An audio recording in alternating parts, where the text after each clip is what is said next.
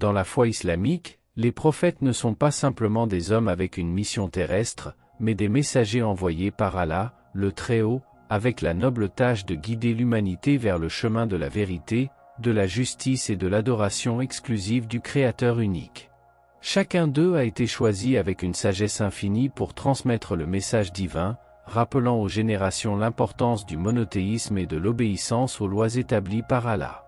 Parmi les prophètes les plus éminents figure Adam, la première création humaine et le père de l'humanité, Noé, qui persévéra dans son appel à la foi malgré le rejet de son peuple, Abraham, un modèle de soumission totale à la volonté divine, Moïse, à qui Allah accorda la Torah pour guider les enfants d'Israël, et Jésus, né d'une naissance miraculeuse sans intervention paternelle et doté de signes extraordinaires, paix sur eux tous.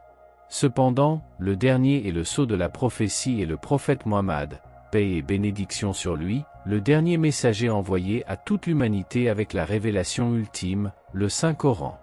Avec son arrivée, le message des prophètes précédents fut perfectionné, établissant un guide universel et éternel qui demeure inaltéré jusqu'à la fin des temps.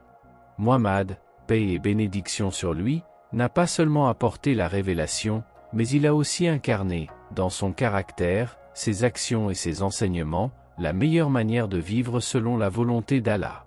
Son héritage transcende son époque et continue d'être la lumière qui guide des millions de croyants à travers le monde. Contrairement à certaines doctrines qui divisent la divinité en plusieurs personnes ou entités, l'islam soutient le monothéisme absolu, connu sous le nom de Tawhid, qui constitue le noyau inébranlable de la foi islamique. Allah est unique et seul, sans partenaire ni égal, sans avoir besoin d'une descendance ou de tout associé dans sa divinité. Son existence est indépendante, et tout ce qui existe dépend uniquement de lui. Rien dans la création ne peut se comparer à sa puissance, sa sagesse et sa miséricorde. Cette vérité fondamentale est affirmée de manière claire et éloquente dans le Saint-Coran, notamment dans la sourate Al-Ikhlas, qui résume l'essence du monothéisme islamique, dit « Il est Allah, l'unique. Allah, l'absolu. Il n'engendre pas et n'a pas été engendré. Et nul n'est égal à lui. » Coran 112 versets 1 à 4. Ce principe est non négociable en islam, et son acceptation distingue ceux qui adorent véritablement Allah. Toute forme d'adoration, de supplication et de dévotion doit être dirigée exclusivement vers lui, sans intermédiaire ni intercesseur, car il est le souverain absolu des cieux et de la terre. Jésus, paix sur lui, occupe une place d'honneur dans la foi islamique, étant considéré comme l'un des plus éminents prophètes et parmi les 5 grands messagers d'Allah. Sa naissance fut un miracle divin, puisqu'il fut conçu sans l'intervention d'un père, par décret d'Allah, en signe de son pouvoir infini. En islam, Jésus n'est ni adoré ni considéré comme le Fils de Dieu. Il est plutôt reconnu comme un noble serviteur et un messager envoyé pour guider les enfants d'Israël sur le droit chemin. Des miracles tels que la guérison des malades, la restitution de la vue aux aveugles, la résurrection des morts et la création d'un oiseau à partir d'argile qui prit vie, par la permission d'Allah, étaient une manifestation du pouvoir divin sur sa création. Cependant, il n'a jamais revendiqué de divinité pour lui-même ni demandé à être adoré. Le Coran rejette la crucifixion de Jésus, affirmant qu'il n'a pas été exécuté sur la croix, mais qu'Allah l'a élevé en corps et en âme, le protégeant de ceux qui complotaient à sa mort. Il est prophétisé que Jésus reviendra avant le jour du jugement pour restaurer la vérité, détruire le faux et réaffirmer l'unicité d'Allah. Parmi les femmes les plus honorables mentionnées dans le Coran, Marie, paix sur elle, occupe une place spéciale, étant un exemple de chasteté, de piété et de soumission absolue à la volonté d'Allah. Sa vie fut marquée par la dévotion et l'abandon sincère à son Créateur, et son histoire est un témoignage du pouvoir divin, car Allah a voulu qu'elle soit la mère de Jésus sans intervention humaine, rendant possible ce qui est impossible pour les hommes. Le Coran l'a décrite comme une femme purifiée et choisie au-dessus de toutes les femmes du monde, et quand les anges dirent, ô Marie, certes Allah t'a choisie et purifiée, et il t'a élue au-dessus des femmes des mondes. Coran 3 verset 42. Cependant, bien que l'islam l'honorait avec le plus grand respect, il ne lui attribue aucune divinité ni ne la considère comme la mère de Dieu, car l'unicité d'Allah est absolue et il n'a ni descendance ni égale. Contrairement à certaines religions qui établissent des structures hiérarchiques avec des figures d'autorité centralisées, l'islam ne possède pas d'organisation pyramidale où certains individus agissent comme intermédiaires entre les croyants et Allah. Chaque musulman entretient une relation directe avec son Créateur et est responsable de sa propre foi et de ses actions. La guidance en islam provient des savants et des enseignants compétents qui aident à interpréter le Coran et la Sunna afin d'orienter la communauté dans les questions religieuses. Dans la tradition sunnite, les imams dirigent les prières et dispensent des enseignements, tandis que dans la tradition chiite, un rôle particulier est accordé aux descendants du prophète Muhammad, paix et bénédiction sur lui, à travers sa fille Fatima et son époux Ali, paix sur eux. Le Coran est la parole inaltérée d'Allah, révélée au prophète Muhammad, paix et bénédiction sur lui, pendant 23 ans par l'intermédiaire de l'ange Gabriel. Son message est universel et éternel, guidant l'humanité dans tous les aspects de la vie, de la spiritualité à la justice sociale en passant par l'éthique personnelle. Il contient les réponses aux interrogations du croyant, les normes comportementales et la manière dont un être humain doit se conduire dans ce monde afin d'obtenir la miséricorde d'Allah et d'accéder au paradis dans l'au-delà. Accompagnant le Coran, le hadith consigne les enseignements, les actions et les paroles du prophète Muhammad, paix et bénédiction sur lui. Ces narrations clarifient comment appliquer la révélation dans la vie quotidienne et fournissent des exemples pratiques de la conduite que tout musulman doit suivre. Ensemble, le Coran et la Sunna constituent le guide suprême pour ceux qui recherchent la vérité et aspirent à vivre selon les commandements divins. Dans la doctrine islamique, le péché n'est pas un fardeau hérité des générations passées ni une condamnation transmise par lignage. Au contraire, le péché est un acte individuel de désobéissance au commandement d'Allah, commis en toute connaissance et par libre choix. Allah, le Très-Haut, a créé les êtres humains avec une nature pure dépourvue de faute et les a dotés de la capacité de distinguer le bien du mal. Cela signifie que chaque personne naît dans un état de fitra, une disposition innée à la vérité et à la soumission à Allah. Toutefois, au cours de la vie, les individus sont mis à l'épreuve et confrontés à la tentation de l'erreur, nécessitant un effort constant pour demeurer sur le droit chemin. L'islam enseigne que le salut ne repose pas sur un sacrifice expiatoire ou l'intercession de tiers, mais sur la foi en Allah, l'obéissance à ses commandements et la recherche constante de sa miséricorde. Le croyant a la possibilité de se purifier par le repentir sincère, Tauba, qui consiste à reconnaître son erreur, à éprouver un profond remords et à prendre une ferme résolution de ne pas la répéter.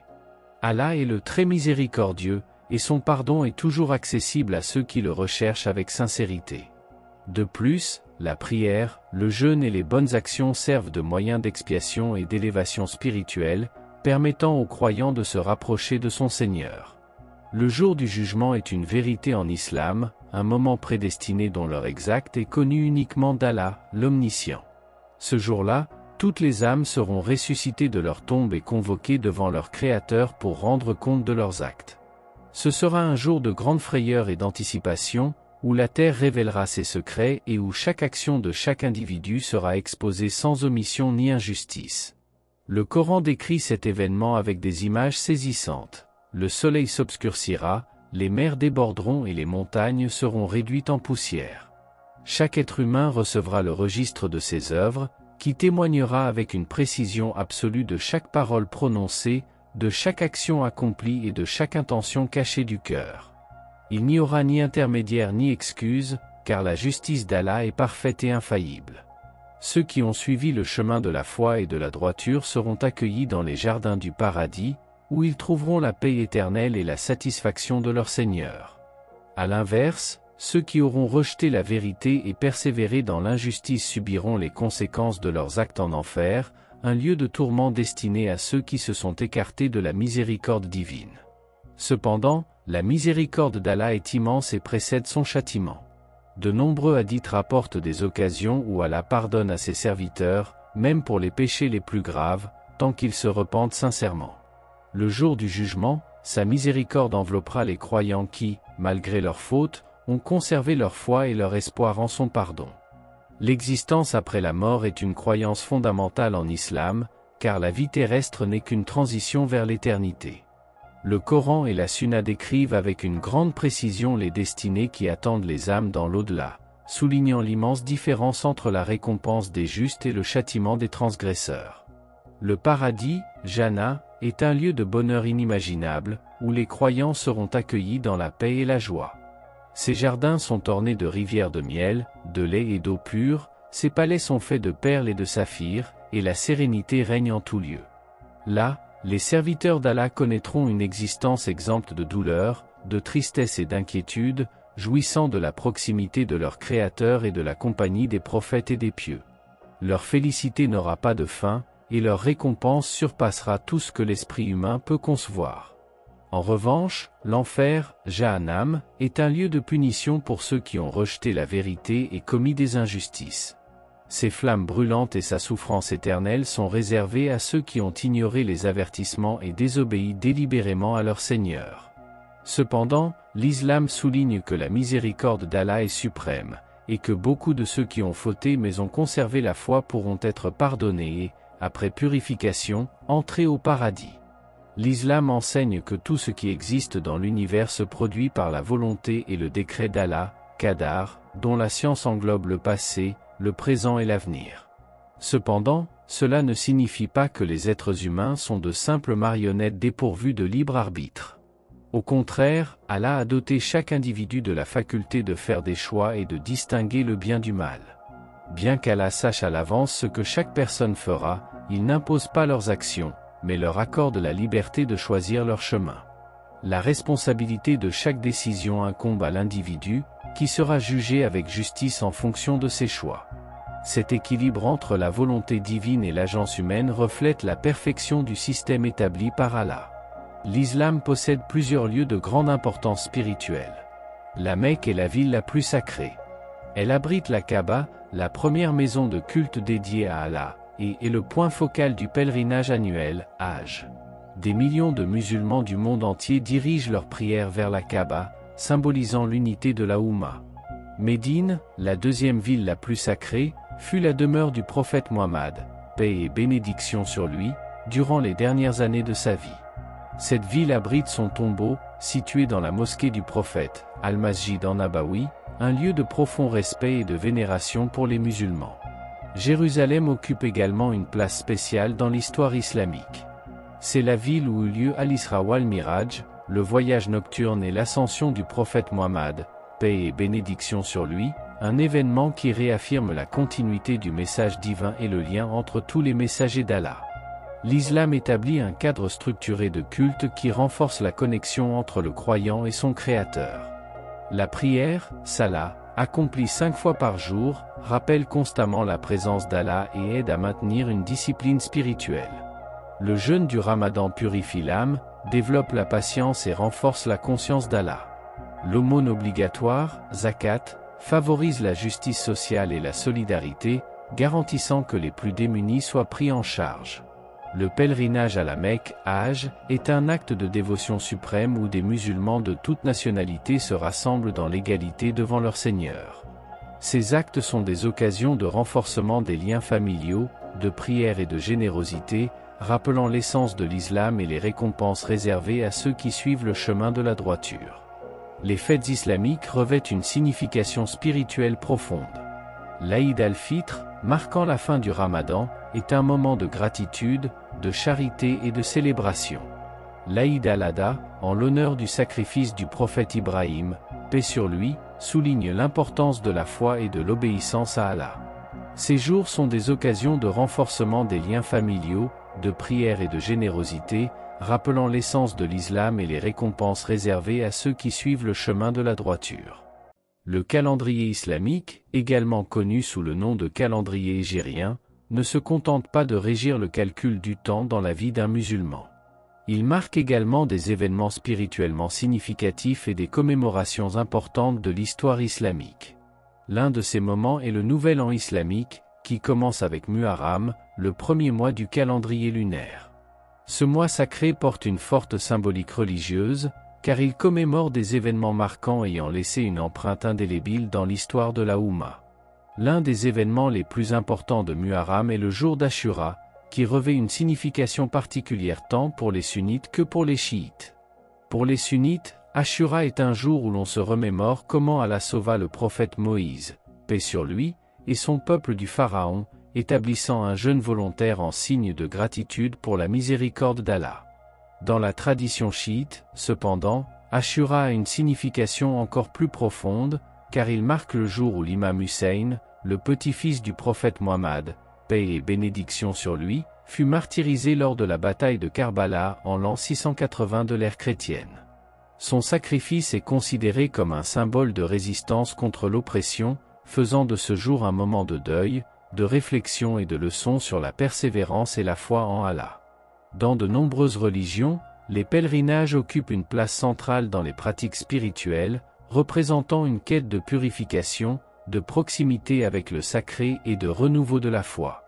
Dans le christianisme, par exemple, les croyants entreprennent des pèlerinages vers des lieux tels que Jérusalem, où Jésus, paix sur lui, a vécu et où se sont déroulés des événements clés de sa mission. Les pèlerins visitent également Rome, le centre du catholicisme et siège du Vatican, ainsi que Saint-Jacques de Compostelle en Espagne, l'une des plus anciennes routes de pèlerinage d'Europe. Bien que ces pèlerinages ne soient pas obligatoires, de nombreux chrétiens les effectuent comme une expression de foi et de dévotion. En islam, le pèlerinage à la Mecque, Hajj, revêt une importance centrale, car il ne s'agit pas seulement d'une pratique recommandée, mais d'un pilier fondamental de la foi islamique. Tout musulman ayant la capacité physique et financière de l'accomplir doit remplir cette obligation au moins une fois dans sa vie. Le Hajj se déroule chaque année au cours du mois de Dhul-Hijjah, le dernier mois du calendrier islamique, et comprend une série de rites établis par le prophète Muhammad, paix et bénédiction sur lui. Ces rites incluent la circumambulation de la Kaaba, symbolisant l'unité des musulmans dans l'adoration exclusive d'Allah, ainsi que la marche entre les collines de Safa et Marwa, commémorant la persévérance de Hajar, épouse du prophète Ibrahim, paix sur lui, lorsqu'elle chercha de l'eau pour son fils Ismaël. Cet acte rappelle l'importance de la confiance absolue en la provision et la miséricorde d'Allah. Outre le Hajj, il existe également le petit pèlerinage, Umrah, qui peut être accompli à tout moment de l'année. Bien que non obligatoire, il revêt une immense valeur spirituelle. Ces deux pèlerinages renforcent la foi d'un musulman, le rapprochent de son Créateur et lui permettent d'expérimenter la fraternité universelle de l'islam, car durant ces voyages, les distinctions de race, de nationalité et de statut social disparaissent, rappelant à tous les croyants qu'ils sont égaux devant Allah. Le rôle des images et des symboles religieux varie considérablement d'une religion à l'autre. Dans le christianisme, par exemple, la représentation visuelle du sacré prend différentes formes selon la confession. Dans le catholicisme et l'orthodoxie orientale, les icônes, statues et peintures de Jésus, paix sur lui, de Marie et des saints occupent une place importante dans la dévotion et sont considérés comme des moyens de renforcer la foi et la connexion spirituelle. Dans la tradition orthodoxe, la vénération des icônes est profondément enracinée et perçue comme une fenêtre sur le divin.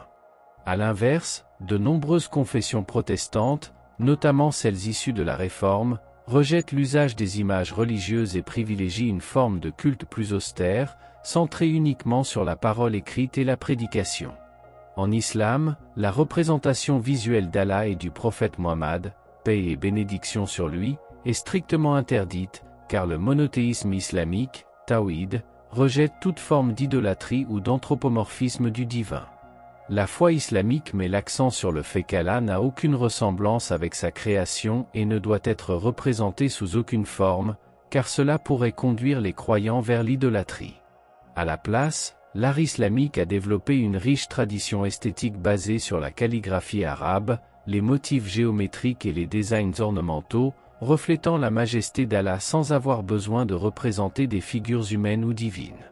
L'islam reconnaît l'existence des autres religions et adopte une position claire à leur sujet. Le christianisme, par exemple, s'est historiquement considéré comme le seul chemin vers le salut à travers Jésus-Christ, paix sur lui. Toutefois, ces dernières décennies, de nombreuses confessions chrétiennes ont adopté une approche plus inclusive, encourageant le dialogue interreligieux et reconnaissant des éléments de vérité dans d'autres croyances. L'Église catholique, par exemple, a déclaré lors du Concile Vatican II que les religions non chrétiennes contiennent des semences de vérité pouvant conduire à une meilleure compréhension de Dieu. En islam, il est enseigné que la révélation transmise au prophète Muhammad, paix et bénédiction sur lui, constitue la forme finale et complète de la volonté divine. Le judaïsme et le christianisme sont considérés comme des révélations antérieures qui, bien qu'ayant contenu à l'origine la vérité, ont été complétées et perfectionnées par l'islam. Pour cette raison, l'islam désigne les juifs et les chrétiens comme les gens du livre Ahl al-Kitab, leur accordant un statut particulier et reconnaissant leurs écritures et leurs prophètes. Cependant, le Coran affirme clairement que la guidance définitive se trouve dans sa révélation, étant donné qu'elle est la seule qui est restée intacte et libre de modification. Au sein du christianisme, il existe de nombreuses branches et dénominations qui se distinguent par leurs différences théologiques, doctrinales et liturgiques. Les principaux courants sont le catholicisme, l'orthodoxie orientale et le protestantisme, chacun ayant diverses interprétations concernant l'autorité religieuse, la structure ecclésiastique et la pratique de la foi. Ces différences ont donné naissance à une multitude d'approches doctrinales, sociales et éthiques. De même, l'islam connaît également des divisions internes, avec comme principale branche l'islam sunnite et l'islam chiite. Les sunnites constituent la majorité des musulmans et suivent l'interprétation du Coran et de la Sunna à travers les enseignements des 4 grandes écoles juridiques, madhab. Quant aux chiites, qui représentent une minorité, ils adoptent des croyances théologiques distinctes et accordent un rôle central aux imams, qu'ils considèrent comme des descendants d'Ali et Fatima, paix sur eux. La perspective chiite met particulièrement l'accent sur la succession du leadership au sein de la famille du prophète et sur l'importance du martyr dans l'histoire islamique.